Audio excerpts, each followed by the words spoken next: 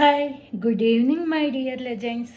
Actually మీ అందరితో నేను వీడియో కాల్ మీటింగ్ అరేంజ్ చేయాలనుకున్నాను. కానీ యాక్చువల్లీ మంత్ నాది కాదు, వైస్ ప్రెసిడెంట్ చిన్న గారు కండక్ట్ చేయాలి. సో అందుకనే నాకు ఆ బాధ్యత లేదు కాబట్టి నేను వీడియో చేయాల్సి వస్తుంది. ఇది యాక్చువల్లీ మీ అందరికీ లీడర్గా నా బాధ్యత, నా కర్మ సిద్ధాంతము. సో డైరెక్ట్ టాపిక్లోకి వచ్చేద్దామండి. మా గురువులు నాకు చాలా విషయాలు నేర్పించారు. ఆ విషయాలనే నేను ఫాలో అవుతూ వస్తున్నాను. అలానే మీకు నచ్చినా నచ్చకపోయినా నాకు మీకు ప్రమేయం లేకుండానే, తెలియకుండానే మీకు ఒక మెంటర్గా, గురువుగా నేను అయిపోయాను. సో ఇది నా బాధ్యత కాబట్టి బాధ్యతారాహిత్యంగా ఉన్న ప్రతి ఒక్కరికి ఎంతో కొంచెమైనా ఉపయోగపడుతుందనే ఉద్దేశంతో నేను ఈ వీడియో చేయడం జరుగుతుంది. సో ముఖ్యంగా మా గురువులు నాకు ఒక విషయం నేర్పించారు. అది నేను మీకు ఈరోజు చెప్పాలనుకుంటున్నాను.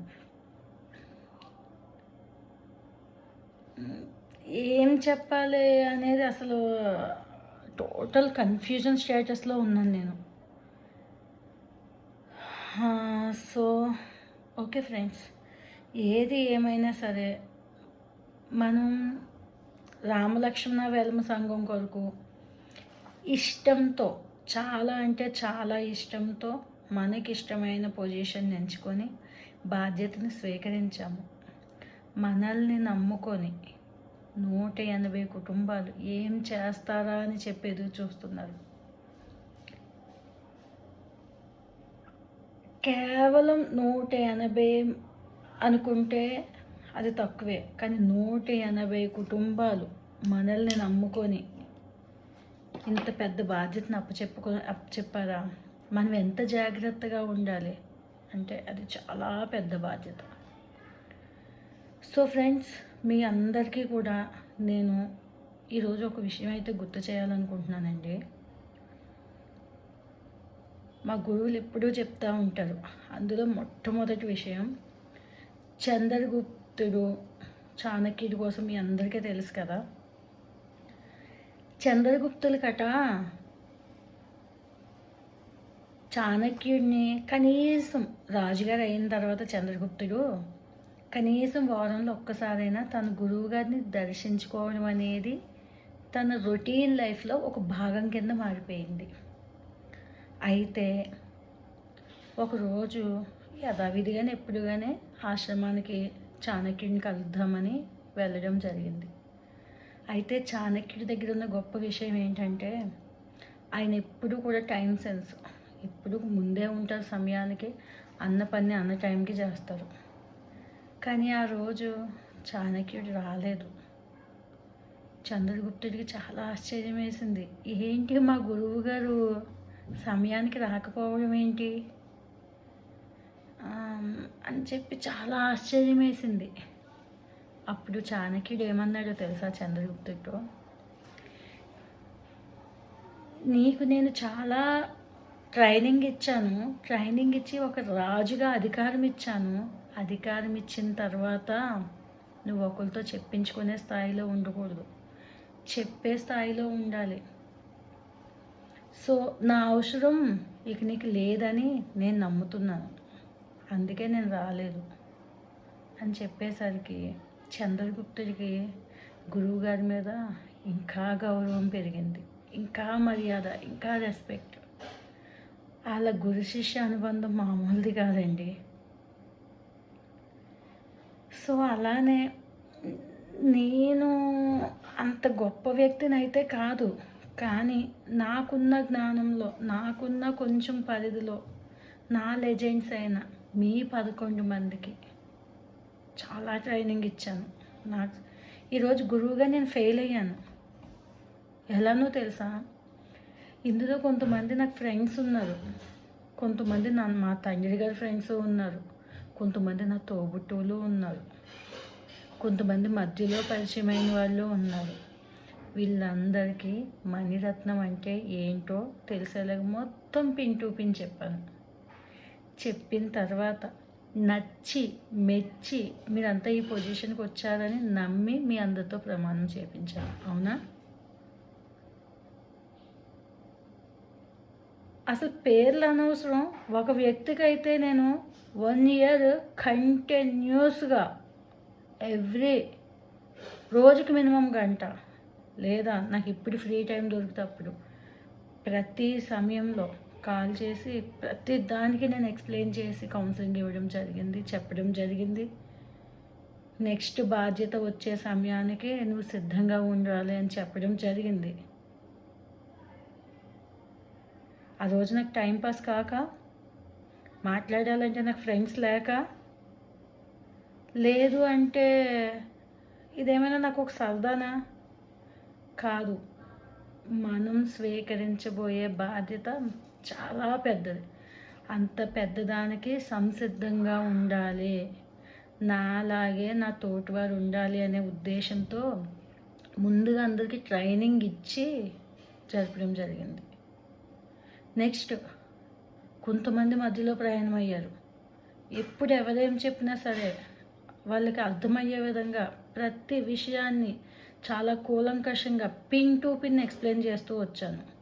మరికొంతమంది నా తోటి విద్యార్థులు ఏం నేర్చుకున్నారేమో చిన్నప్పటి నుంచి, అదే మణిరత్నం అంటే ఇది అని తెలుసుకోకుండానే నాతో ప్రయాణం ఎట్లా మొదలెట్టారో నాకైతే అర్థం కావట్లేదు.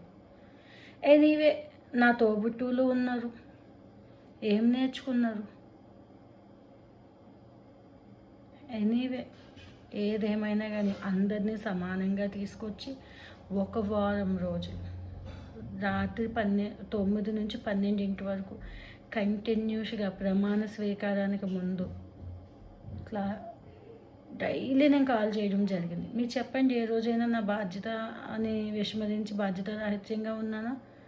కొంతమంది వచ్చారు, వాళ్ళకి క్లాప్స్ అండి. రెగ్యులర్గా 1 వీక్కి వచ్చారు, 7 డేస్ క్లాసెస్కి వచ్చారు, 3 అవర్స్ ఉన్న వ్యక్తులు కూడా ఉన్నారు. పేర్లు అనవసరం, వాళ్ళకి తెలిస్తే చాలు. మరి కొంతమంది రాలేదు. నేను ఎప్పుడు ఎవరిని ఎలాంటి ప్రెజర్ ఇవ్వను, అది వాళ్ళ ఇష్టము. నేను ఎప్పుడు నా కర్మనే నేను ఫాలో అవుతాను, అంతేగాని కర్మ ఫలితానికి ఎప్పుడు కూడా కారణం నేను కాను. చెప్పడం వరకే నా పని, చేయడం చేయకపోవడం అనేది నీ ఇష్టం. అందుకే ఎప్పుడు ఎవరికి ఎలాంటి ప్రెజర్స్ ఇవ్వడం జరగలేదు. వచ్చిన వాళ్ళు ఉన్నారు, కానీ ఏం నేర్చుకున్నారు? ప్రమాణ స్వీకారం అయ్యింది ఎక్కడ? రామాలయంలో, దేవుని మందిరంలో. ఎట్లా మీ ప్రామిస్ని మీరు విస్మరిస్తారు? ఒక రాజ్యానికి రాజు అంటే అంత ఈజీనా? అదే మనది చాలా చిన్న రాజ్యం, 180 మందికి జస్ట్ లీడర్స్ అంతే. జస్ట్ అని ఎందుకన్నానో తెలుసా? ఇది ఆరంభం, ఇంకా చాలా కథ ఉంది. అసలు స్టార్టింగ్లోనే మీరు 2 నిమిషాలు 5 నిమిషాలకి ఇట్లయితే ఏం చేయగలరు ఫ్యూచర్లో? మీ బాధ్యతలు ఏంటో తెలియకుండానే మీరు ప్రామిస్ చేశారా? నాకు అర్థం కాక అడుగుతున్నాను. అంత తెలియని వాళ్ళు ఎందుకు అటెండ్ కాలేదు వారం అంతా క్లాసెస్కి? అదే మణిరత్నానికి టైంపాస్ కాక మీటింగ్స్ కండక్ట్ చేసిందని మీరు అనుకుంటున్నారా? చాలా పెయిన్ఫుల్గా ఉంది ఈ రోజున. నా పని ఏదైనా సరే మైండ్లో వచ్చిందంటే మీకు చెప్పాను అంటే దాని అర్థం నేను మర్చిపోవాలి. ఎంతసేపు మిమ్మల్ని మోటివేట్ చేయడమే నా పని అయితే ఇంకా నాకు మరొక పని ఉండదా?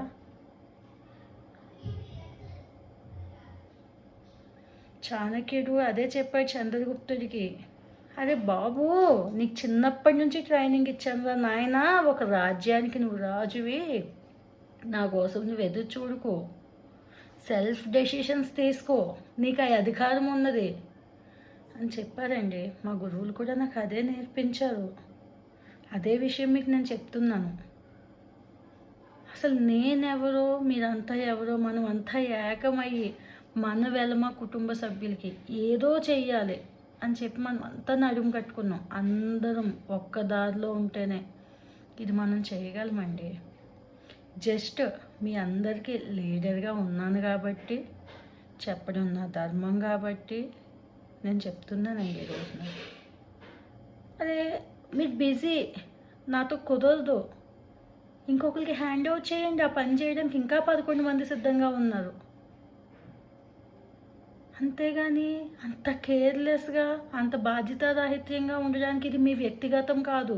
ఇది మీ కుటుంబ సమస్య కాదు. అదే మీ వ్యక్తిగతం అనుకుంటే అది మీ ఇష్టం. మీ ఫ్యామిలీ అయితే మీ ఇష్టం. కానీ మీరు ఒక రాజ్యానికి లీడర్గా ఉన్నప్పుడు ఎట్లుండాలి? ప్రతి ఒక్కరికి వాళ్ళ పర్సనల్ లైఫ్లో బిజీనే. మీతో కాకపోతే అయ్యో నాతో కావట్లేదు అని ఈ 11 మందిలో ఎవరో ఒకరికి చెప్పి చేపించుకోండి. ఈరోజు వాళ్ళు మీ పని చేస్తే రేపు వాళ్ళు మీ అడ్జస్ట్ చేసుకోవాలి. అదే కదా ఫ్రెండ్షిప్ అంటే, అదే కదా కలిసి ఉండడం అంటే. మనమే కలిసి ఉండకపోతే 180 కుటుంబాలకి ఏం నేర్పిస్తాం మనం? ఏం మెసేజ్ ఇస్తాము? సారీ అండి, ఎందుకు మీకు చెప్తున్నానంటే అసలు ఇంకా అసలు రిజిస్ట్రేషన్ కాలేదు. నేను ఎందుకు ఏ విషయాన్నన్నా సరే కొంచెం టైం టేకన్ తీసుకుంటానో తెలుసా? ఎందుకో ఆ రాముల వారు రిజిస్ట్రేషన్ ఆపారు.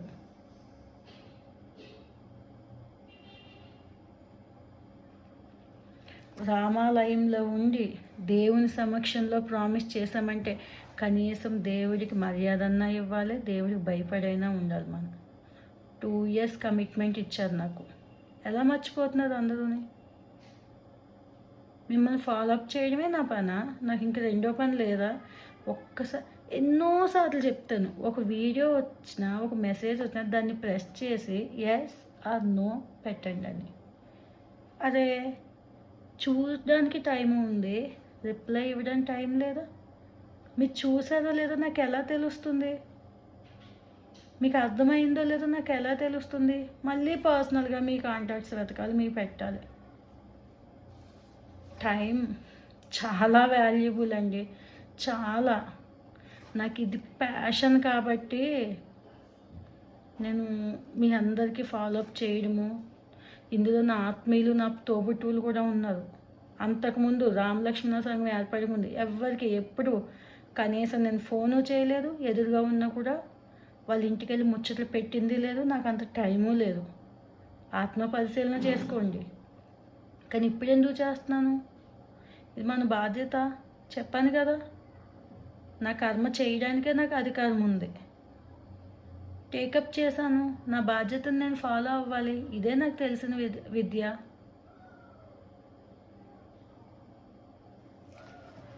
ఎవరి పనులు వాళ్ళు చేసుకుంటూ ఉండి ఎవరికి వాళ్ళు ముందుకు వెళ్ళిపోతూ ఉంటే అసలు కష్టం ఉంటుందా? అలానే మా గురువులు మరొక విషయం చెప్పారు. మనిషి అట జంతువులను చూసి నేర్చుకోవాలంట.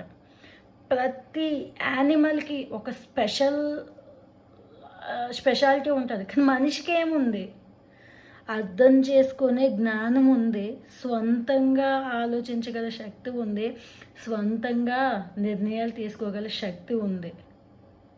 తీసుకొని ఎలాంటి నిర్ణయాలు తీసుకుంటున్నాం మనం? ఏం చెప్పారో తెలుసా మా గురువులు? మనిషికి జంతువులను చూసంట మనుషులు కొన్ని విషయాలు నేర్చుకోవాలంట. అందులో 5 జంతువుల కోసం మీకు చెప్తాను. మొత్తం జంతువులన్నీ చెప్తే ఈమె ఏదో స్టోరీస్ చెప్తుందని వినే ఓపిక కూడా ఉండదు. అందులో మొదటిది సింహం అండి. సింహాన్ని అడవికి ఎవ్వరు కూడా రాజుని చేయలేదు, అదే రాజు అయింది. ఎట్లయిందో తెలుసా? సింహం కంటే బలమైన జంతువులు ఎన్నో ఉన్నాయి, కానీ ఎలాంటి జంతువు వచ్చినా సరే ఒక్క ఉదుటిన వెళ్ళి పోరాడి విజయం సాధిస్తుంది. ఆ కమిట్మెంట్ ఉంది సింహానికి. అందుకే సింహం రాజు అయింది. దాన్ని ఎవరు చేశారు అడవికి రాజు? మీకు తెలుసా? పోనీ తెలిస్తే చెప్పండి. ఎవ్వరూ కూడా అడవికి సింహాన్ని రాజు అనలేదు, దానికి అదే రాజు అయింది. అది దాని వ్యక్తిత్వం. అట్లనే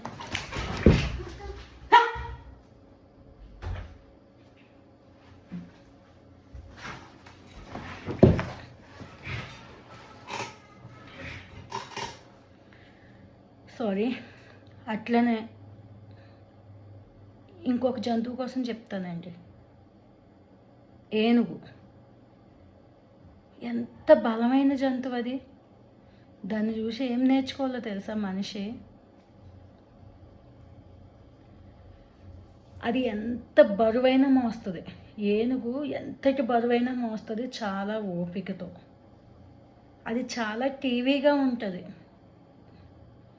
అసలు టీవీ అంటే ఎట్లా చెప్పాలి? టీవీ అంటే మనం చూసే టీవీ కాదండి, డిగ్నిసిటీ, హుందాతనం ఏనుగు నుంచి నేర్చుకోవాలట. అది నడిచి వెళ్తూ ఉంటే దాన్ని చూసే రెస్పెక్ట్ చేస్తాం, తెలియకుండానే మనిషి కూడా దండం పెడతాడు.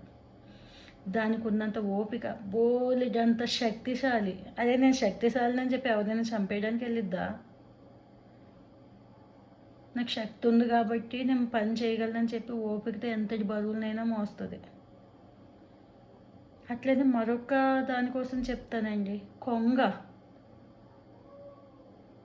తెలుసా మీకు? కొంగ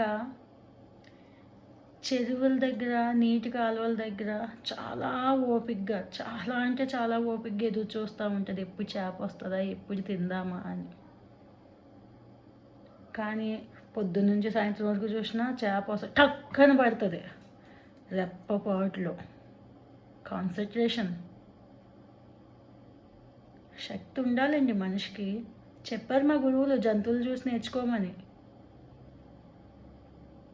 టక్కన పట్టిద్ది చేపని వెంటనే, అసలు తన పని తను వెంటనే కానించుకుంటుంది. ఆ ఒక్క చిన్న చేప కోసం ఎంతోసేపు ఎదురు చూస్తుంది, ఎప్పుడు చేప బయటకు వస్తుందా అని. అలానే మనం కూడా అవకాశాలు అస్సలు రావండి, వచ్చినప్పుడు అందిపుచ్చుకున్నోడే జ్ఞాని. ఇంతటి గొప్ప అవకాశం, 180 మంది కుటుంబాలకి లీడర్లు అయ్యే అవకాశం మనకు వచ్చినప్పుడు కొంగలాగా కాకుండా మనిషిలాగా ఎట్లా ఆలోచిస్తారు? ఏంటి, కొంగ కంటే మనిషిని తక్కువగా చేస్తున్నానని కోపం వస్తుందా మీకు? యా, మా గురువులు అదే చెప్పారు, మనిషిని జంతువులను చూసి నేర్చుకోమన్నారు. ఎందుకు? మనిషి తన విచక్షణ జ్ఞానాన్ని కోల్పోతున్నాడు ఈ డిజిటల్ వరల్డ్లో పడి. అలానే మరొక జంతువు కోసం చెప్పనా, కుక్క. కుక్క తెలుసా మీకు? చాలా చిన్న జీవి. యజమాని ఇంత అన్నం పెడితే బోలెడంత విశ్వాసంగా ఉంటుంది, చాలా చురుగ్గా ఉంటుంది. విశ్వాసము, చురుకుతనం. ఆ పెట్టిన కొంచెం అన్నానికి ఇల్లంతా చురుగ్గా తిరుగుతుంది, యాక్టివ్. అలాగే విశ్వాసం, రెండు కుక్క నుంచి ఉంటాయి. చెప్పారు మా గురువుగారు, కుక్క నుంచి కూడా చూసి నేర్చుకోమని. నాకు ఆ విశ్వాసం ఉంది కాబట్టి నేను కొంతమందిని మర్చిపోలేదు. అట్లనే మరొక జీవి, కాకి. తెలుసు కదా మీ అందరికీ. కాకి పెండం తినడానికే కాదండి, కాకి నుంచి చాలా గొప్ప విషయం నేర్చుకోవాలి. ఇది మెయిన్, జాగ్రత్తగా వినండి. కాకి గుంపుల్లో ఒక కాకికి ఏమైనా అయితే మిగతా కాకిలన్నీ వచ్చి వాలిపోతాయి అక్కడ. యూనిటీ. కావు కావుమని చెప్పి వచ్చి మొత్తం అన్నీ ఒకే చోట చేరిపోతాయి. దాని నుంచి కూడా నేర్చుకోమన్నారు. అసలు మనకి ఎవరో ఏమీ చెప్పక్కర్లేదండి, మన చుట్టూ ఉన్న చీమలు, దోమలు, వాటి నుంచే చాలా నేర్చుకోవచ్చు. అవన్నీ చెప్పుకుంటూ పోతే టైం సరిపోదు. మీకు ఎవరికైనా తెలుసుకోవాలని ఉంటే ఏ జంతువు కోసమైనా నాకు పర్సనల్గా కాల్ చేయండి, నేను చెప్తాను. అదే చాలా బాధ అనిపిస్తుంది. ఏంటి, కుల సంఘం అన్నా, రామలక్ష్మణ సంఘం అన్నా, ఒక రాజ్యానికి లీడర్ అన్నా ఈజీనా? లేకపోతే ఎవరినైనా బలవంతంగా తీసుకొచ్చానా నేను ఈ పొజిషన్కి? ఎవరికి వాళ్ళు ఇష్టపూర్వకంగా వచ్చిందే కదా. ఎందుకు చేయరు మీ బాధ్యతలు మీరు సక్రమంగా? బలవంతం ఉందా ఇందులో? అదే ఇష్టం లేకపోతే చప్పుడుగా కూర్చోవాలి, ఎవరిని తినడానికి?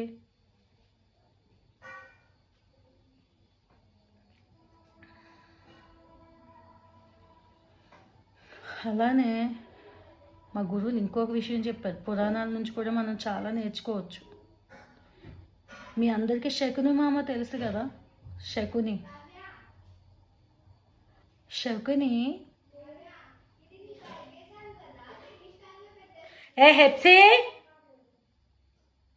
హెప్సీ సైలెంట్గా ఉంటావా, తోలు తీయమంటావా?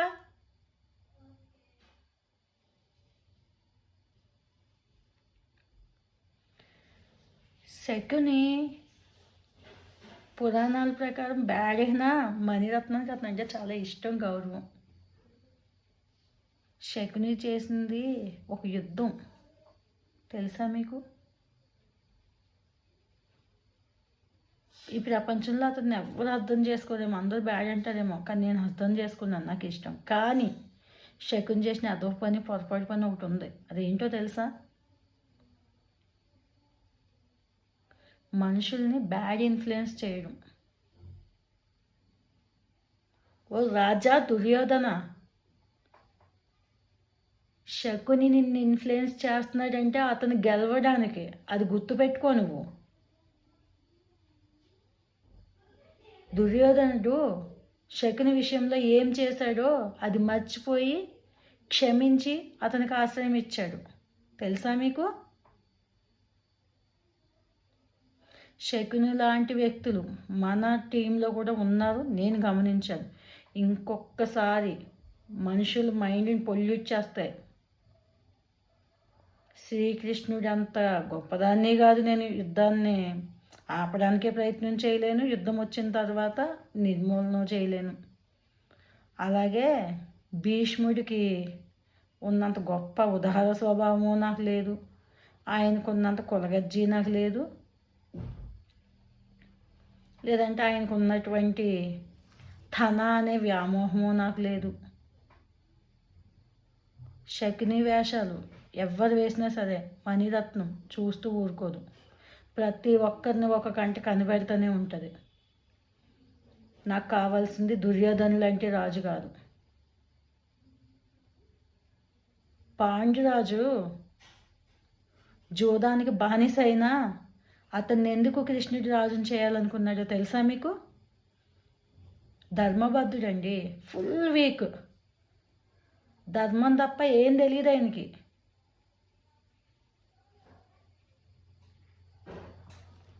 కనీసం భార్యని అన్నదమ్ములు కూడా అమ్మేసుకున్నాడు జోదంలో, అది కూడా శకుని కుతంత్రాలకి. అయినా మణిరత్నం పాండురాజుని ఎందుకు మెచ్చుకుంటుంది? దుర్యోధను ఎందుకు దుర్యోధనలాగా ఉండొద్దు అంటుంది?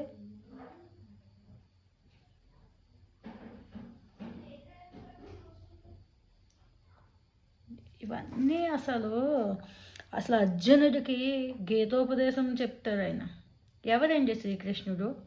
గోకాపురి, గొల్లవాడే కదా. ఆయన రాజులు సైతం గౌరవిస్తారు కదా, చెప్పారు కదా వాళ్ళు కులం మతం లేదు అంతా ఒకటే అని. వీళ్ళు రాజులైనా సరే శ్రీకృష్ణుడు భగవంతుడు అని తెలిసి అందరూ గౌరవించేవాళ్ళు. నువ్వు గొల్లోడు అని చెప్పి ఆయన ఎప్పుడూ తక్కువగా చేసి చూడలేదు. చేసి చూస్తే ఆయనకు ఉంది కదా చక్రం, విష్ణు చక్రం, అంతే, శిరశ్చేదనే, మరో మాట లేదు ఇంకా.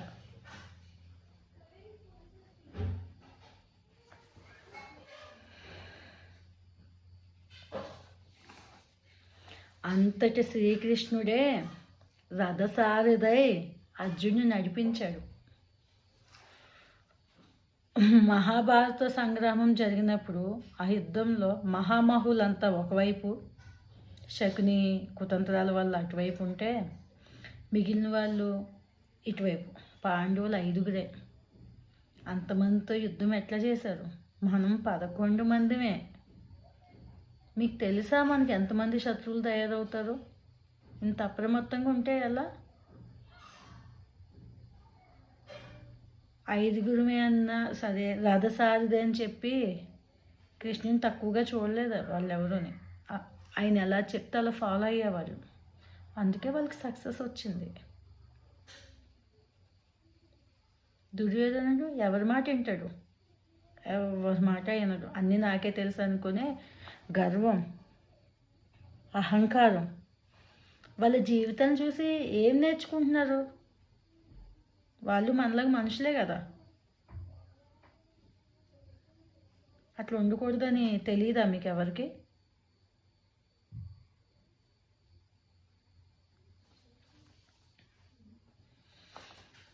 అంతమందిని చూసి అర్జునుడు నేను యుద్ధం చేయనని చెప్పి వెనక్కి వస్తే, ఏంటి నా తాతలు, నా అన్నలు, నా తమ్ముళ్ళు, ఇంతమంది నేను చంపాలి, అని వెనక్కి వస్తే కృష్ణుడు అక్కడే చెప్తాడు గీతోపదేశం. చాలా ట్రై చేశాడండి శ్రీకృష్ణుడు యుద్ధం జరగకుండా ఆపడానికి. ఎవరున్నారు అక్కడ? శకుని కుతంత్రాలకి బలైపోయి దుర్యోధనుడు, పుత్ర వ్యామోహం ధృతరాష్ట్రుడికి, మహానుభావుడు వ్యామోహాన్ని వదులుకొని జాగ్రత్తగా ఉంటే అది బాగానే ఉంది. అసలు శకుని ఎందుకు అలా తయారయ్యాడు? అతని పని అతను సక్రమంగానే చేశాడు. నిజంగా శకునిలాగా ఉంటే అందరూ చాలా గ్రేట్. దుర్యోధనుడి యొక్క అహంకారానికి శకుని అలా తయారయ్యాడు. తెలుసా మీకు ఎవరికైనా?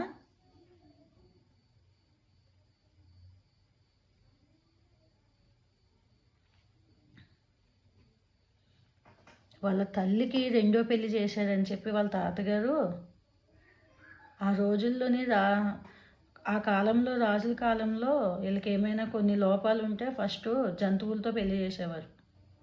జంతువులతోనే, మనిషితో చేయలేదు. ఆ విషయం దాచి తన తండ్రికి రెండో పెళ్లి చేశారని చెప్పి ఆ కోపంతో తన తాతగారి కుటుంబం మొత్తాన్ని, ఆ రాజ్యాన్ని అందరినీ తీసుకొచ్చి చెరసాలు వేసి కనీసం ఫుడ్ కూడా అంతమందికి ఇలా ఇసేవారు అనమాట, మెతుకులు తినమని. అప్పుడు వాళ్ళంతా వచ్చి సంకల్పించుకున్నారు అక్కడ ఉండి, ఆ లోపల ఉండి.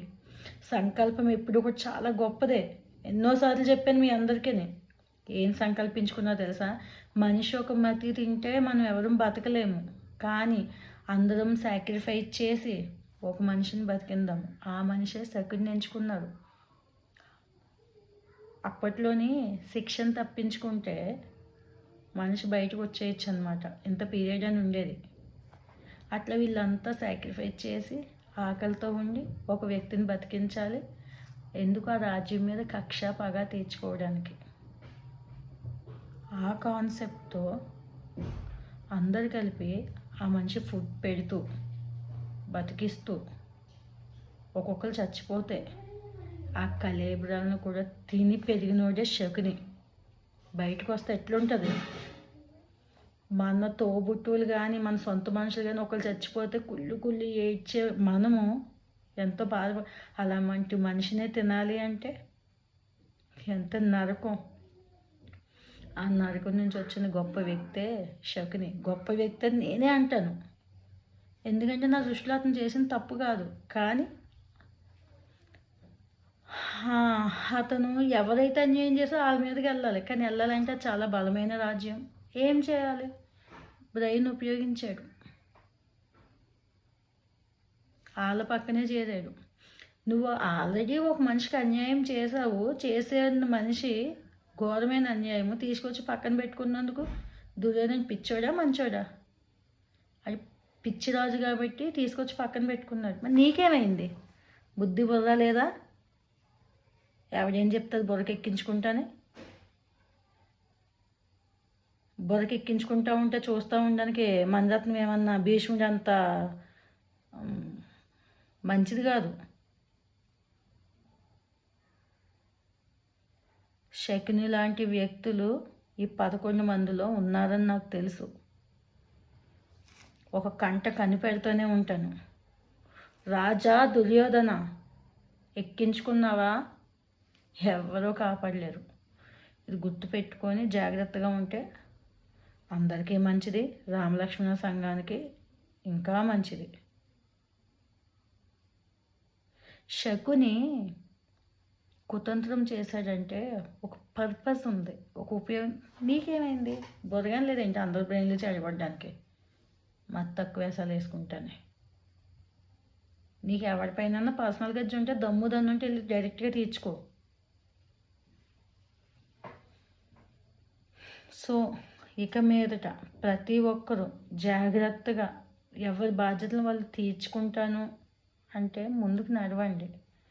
లేదా అదే మిమ్మల్ని భరించడం నా వల్ల కాదంటే ఈ క్షణం ఇప్పుడిప్పుడు కూడా రామలక్ష్మణ సంఘం నుంచి మణిరత్నం వెంటనే పక్కకు జరిగిద్ది.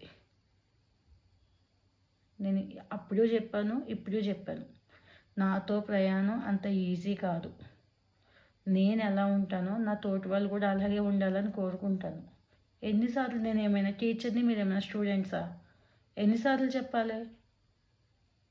అదే కనీసం ఇట్లా సింబల్ పెట్టే సమయం కూడా మీకు ఉండదు. ఎట్లా రన్ చేయాలి నేను ఇంత పెద్ద గ్రూప్‌ని? ఫెయిల్ అవ్వాలని ఉందా మళ్ళీ? అసలు ఫెయిల్ అయితే మన పరువు ఎట్లా పోయిద్ది? ఎవరి బాధ్యతలు వాళ్ళు సక్రమంగా నెరవేర్చుకుంటే ఎంత బాగుంటుంది.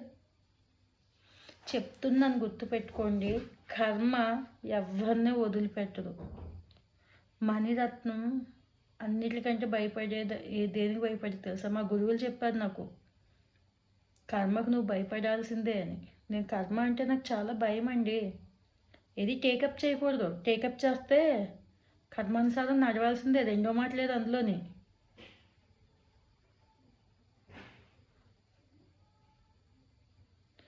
తెలుసు కదా మీ అందరికీ, గీతోపదేశాల్లో ఒక శ్లోకం, 100 శ్లోకాల్లో ఒక శ్లోకం అది.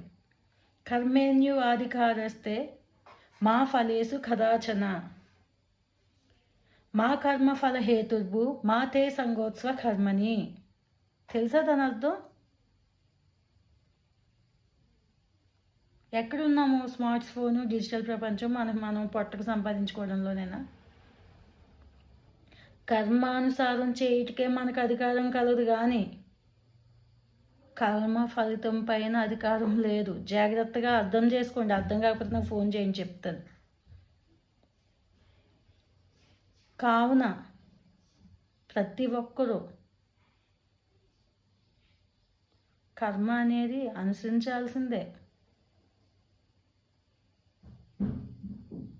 కర్మ ఫలితానికి నీవు కారణం కారాదు చెప్పాడు భగవంతుడు శ్రీకృష్ణుడు. నిత్యం మొక్కుతాడు కదా. అట్లాని కర్మ చేయటం మానరాదు. జాగ్రత్తగా గుర్తుపెట్టుకోండి. కర్మ అంటే ఏంటి? ఇక్కడ పని. అవి గోలంతా ఎందుకు? అది చేయడం ఎందుకు? అది ఫలితానికి ఇది అవ్వడం ఎందుకు? మనం మానేద్దాం అనుకుంటే మానొద్దని చెప్తున్నాడు కదా. నీ పని నువ్వు చేసుకుంటూ పోవాలి. అది సక్సెస్ ఆర్ ఫెయిల్ తర్వాత సంగతే, దేవుడు చూసుకుంటాడు. ఇప్పుడు కూడా ఈ వీడియో చేయాల్సిన పని నాకు లేదు.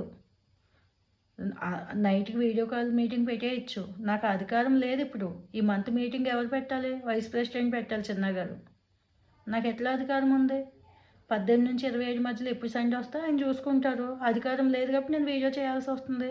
మరి రూల్స్ నేను ఫాలో అవుతున్నప్పుడు మీ అందరికీ ఏమైంది? ఇదే నా కర్మ. నేను ఇప్పుడు నైట్కి మీటింగ్ పెడితే ఎవరైనా నన్ను వద్దంటారా? సెల్ఫ్ డిసిప్లిన్ ఉండాలి కదా. నా కర్మని నేను ఫాలో అవుతున్నాను కదా. ఫస్ట్ అండ్ లాస్ట్ వార్నింగ్ అండి, మరొకసారి చెప్పించుకోకండి. లేదా నాకు ఈ బాధ్యతే అవసరం లేదు. అదే సరదాగా చేసుకుంటూ పోతే ఏమవుతుంది? ఒక రాజ్యాన్ని సంపాదించుకోవడానికి ప్రాణ నష్టం, ధన నష్టం, ఎంతో యుద్ధం చేస్తేనే కానీ, వీరులైతేనే కానీ రాజ్యానికి రాజులు కారలేరు ఆ రోజుల్లో. అంతెందుకండి ఈ రోజుల్లో కూడా.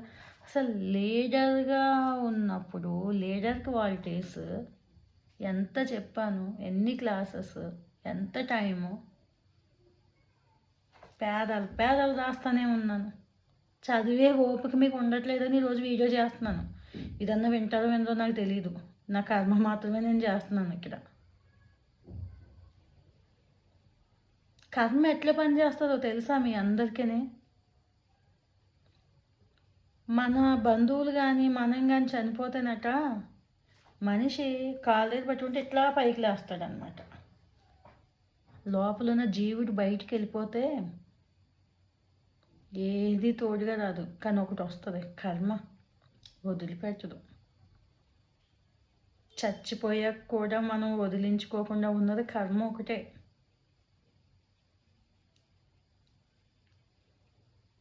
ఒకసారి గమనించండి. నేను పర్సనల్గా పెళ్ళిళ్ళకి, ఫంక్షన్కి వెళ్ళిపోయినా ఎవరైనా చనిపోతే వెళ్తాను, వెళ్ళి చివరి వరకు ఉంటాను. నాకు ఇష్టం. ఎందుకో తెలుసా? అక్కడ నేను చాలా సబ్జెక్ట్ నేర్చుకుంటాను. నా బతుకంతా అక్కడ కనిపిస్తుంది నాకు. చనిపోతే ఇలా ఉంటుందా మన పరిస్థితి? ఏంటి, నేను పాకులాడిన నా మనుషులంతా, నేను కష్టపడిన కుటుంబం అంతా మామూలుగా ఏడరు, చాలా గట్టిగా ఏడుస్తారు, మళ్ళీ వెంటనే నవ్వుతారు. ఈ గోల ఏంటో నాకు అర్థం కాదు. ఇట్లాంటి వాళ్ళ కోసం నేను ఎంత కష్టపడేదని. అక్కడ నేను సబ్జెక్ట్ నేర్చుకున్నాను కాబట్టి సమాజానికి ఎంతో కొంత చేయాలనుకుంటున్నాను. దాని అర్థం మన కుటుంబ సభ్యులు ప్రేమించొద్దని కాదు, ప్రేమించాలి, అది మన బాధ్యత, అది ఒక కర్మే. ఎప్పుడు స్వలాభమేనా, పరలాభం వద్దా? నిజంగా చెప్తున్నాను, మీకు సినిమాకి వెళ్ళి 3 గంటలు టైం వేస్ట్ చేస్తారో, పెళ్ళిళ్ళకి వెళ్ళినా వెళ్ళకపోయినా, సినిమాకి వెళ్ళినా వెళ్ళకపోయినా, ఎవరు మిమ్మల్ని, కానీ చావు దగ్గరికి ఇన్విటేషన్ ఇవ్వకపోయినా వెళ్ళండి, కూర్చోండి, సబ్జెక్ట్ నేర్చుకుని రండి. జీవితం అంతా అక్కడే కనిపిస్తుంది మీకు. శవం కట్టెలాగా ఉంటుంది, ఎందుకు లోపల ఏముండదు. మామ, తాత, బాబాయ్, చిన్నాన్న అని పిలిచినా అది పలకదో ఒలకదో, ఏముంది లోపల జీవుడు లేనిది. ఒకసారి పిలిచి చూడండి, లెగమని చెప్పండి, లెగుతుందా? కొన్ని లేపుదామని చెప్పి కాలు పెట్టి ఇట్లా పైకి లేస్తుంది. ఏమీ లేని ఆ జీవుడితో తోడు వెళ్ళేది కర్మ ఒకటే, వదిలిపెట్టదు కర్మ. నిర్లక్ష్య ధోరణి అనేది పనికిరాదు, గుర్తుపెట్టుకోండి ప్రతి ఒక్కరికి. నాకున్న దరిద్రం ఏంటంటే, నా మైండ్ సెట్కి ఒక విషయం ఉందంటే, అసలు మీకు తెలుసా నేను పని ఎలా చేస్తాను? ఈరోజు కూడా స్టిల్ ఉదయం అనగా నేను ఒకే ఒక దోశ తిన్నాను, తెలుసా మీకు? ఇప్పటికీ నేను భోజనం చేయలేదు. ఇప్పుడు టైం ఎంత అయింది? 4:30 అయింది. సైట్కి వెళ్తే జస్ట్ ఒక 5 నిమిషాలు 2 నిమిషాలు వెయిటింగ్ ఉంటుంది చూడండి. ఆ టైంలో స్పెషల్ టైం ఏం పెట్టుకోను, రోజు రాత్రి 8 గంటలకు జస్ట్ దీనికోసం ఒక రెమెడీలాగా థింక్ చేస్తాను అంతే. ఎప్పుడు ఖాళీ ఉంటే అప్పుడు. మిడ్ నైట్స్ కూడా పెట్టిన టైమింగ్స్ ఉన్నాయి, తెల్లవారుజామున కూడా. ఆ ఖాళీ ఉన్న సమయంలో ఒక మెసేజ్ పెట్టేస్తాను. ఎందుకు? పొరపాటున తప్పు చేస్తే ఊర్లో తల దించుకోవాల్సిన పరిస్థితి వస్తుంది. ఆ దరిద్రం భరించడం నాకు ఇష్టం లేక ఒళ్ళు దగ్గర పెట్టుకొని నేను పనిచేస్తున్నాను.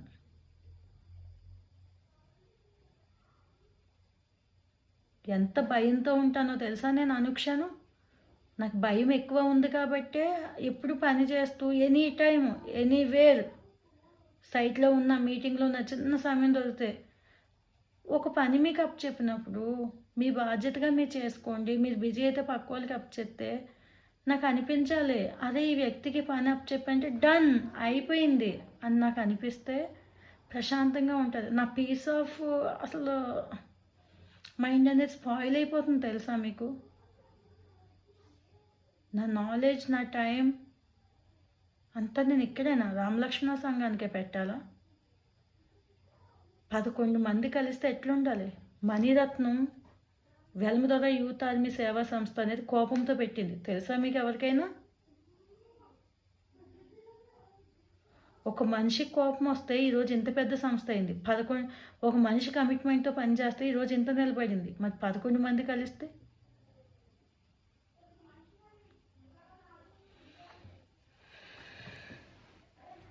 డియర్ లెజెండ్స్, మీ అందరికీ చెప్తున్నాను, ఇప్పటికీ మించిపోయింది ఏం లేదు. నన్ను భరించడం అనేది అంత ఈజీ కాదు. దయచేసి నన్ను వదిలేయండి. లేదా నాతో జర్నీ చేయాలి అని అంటే పెద్ద కష్టమేమి కాదు, ఎవరి పనులు చేసుకుంటూ ఉంటే చాలు. మీకు ఇంత అవసరం లేదు, ఇంత సంజాయిషి అవసరం లేదు. ఎవరి బాధ్యతలు చేసుకుంటే అయిపోతే చాలు. శకుని మామలాగా ఎవరున్నా సరే ఊరుకునేదే లేదు. మీకు తెలుసా, నేను నా వ్యక్తిగత విషయంలో చాలా చాలా జాలీగా ఉంటాను, చాలా సరదాగా ఉంటాను. అడగండి నాగబాబు అనే వ్యక్తికి ఫోన్ చేసి. ఒక చిన్న పిల్లలాగా ఎగురుతా గెంతుతూ ఉంటాను. అలాంటి నేను ఇలాంటి విషయాలకు వస్తే నేను ఫాలో అయ్యే ఫార్ములా ఒకటి ఉంది, తెలుసా మీ అందరికీ? సామదాన భేద దండోపాయాలు తెలుసా మీకు? సామరస్యంగా ఆ మనిషిని పొగిడితే చెప్తాను ఏదన్నా సరే. అంత మాత్రాన వాళ్ళేదో పెద్ద తోపులు గొప్ప వ్యక్తులని కాదు. ఒక మనిషిని నా వశం చేసుకోవడం కోసము పొగుడుతాను ఖచ్చితంగా. వాళ్ళలో ఉన్న మంచి విషయాలు, నువ్వెంత గొప్పోడివి, నువ్వెంత మంచోడివి అని చేసి చూపించాను అంటే దాని అర్థం ఏంటి? నీలో ఉన్న మంచి వ్యక్తిత్వాన్ని నీకు పరిచయం చేస్తున్నాను నేను. అంత మాత్రాన తోపులని అర్థమా? అప్పటికి లొంగపోతే గిఫ్ట్లు ఇస్తాను తెలుసా మీకు? నా శక్తికి ఎంతవరకు ఉంటే అంత. అప్పటికి ఆ మనిషి ఇది కాకపోతే వాళ్ళ శక్తి నా బేద. దీన్నే సైలెంట్ శిక్ష అంటారు. వాళ్ళ స్థాయి ఏంటో గుర్తు చేసి ఎలా కిల్ చేయాలో కూడా నాకు తెలుసు. దండన ఆ స్థాయికి అసలు ఏ వ్యక్తి రాకూడదు. ఏమనుకుంటున్నారు? ఆ సామ అనేది ఆ పొగడత దగ్గరే ఏ వ్యక్తి అయినా ఆగిపోవాలండి. ఇది చాలా స్లో ప్రాసెస్.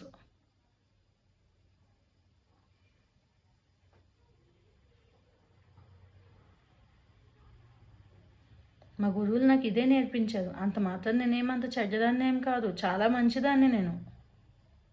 కాకపోతే ఏం చేయాలి? కర్మానుసారం నేను ఫాలో అవుతాను, బాధ్యత కట్టుబడి ఉంటాను. దుర్యోధన లాంటి రాజుల్ని, శకుని లాంటి దత్తుల్ని నేను ఎంకరేజ్ చేయను, నాకు అసహ్యం. అలాంటి పాండ్యరాజు కూడా నాకు ఏమంత నచ్చడు. కాకపోతే ధర్మబద్ధుడు, ధర్మానికి కట్టుబడి ఉంటాడు కాబట్టే ఎంచుకోవాల్సి వచ్చింది. ఇంకా మించిపోయింది ఏమీ లేదండి. నన్ను తీసేయాలి అని అనుకుంటే మీరంతా ఏకమయ్యి, ఇంకా టైం ఉంది, ఇంకొక 20 రోజులు టైం ఉంది. అమ్మ నీతో మాకు కాదు అని చెప్తే నేను హ్యాపీగా పక్క తప్పుకుంటాను. నాకు ఉండే పనులు నాకు ఉన్నాయి.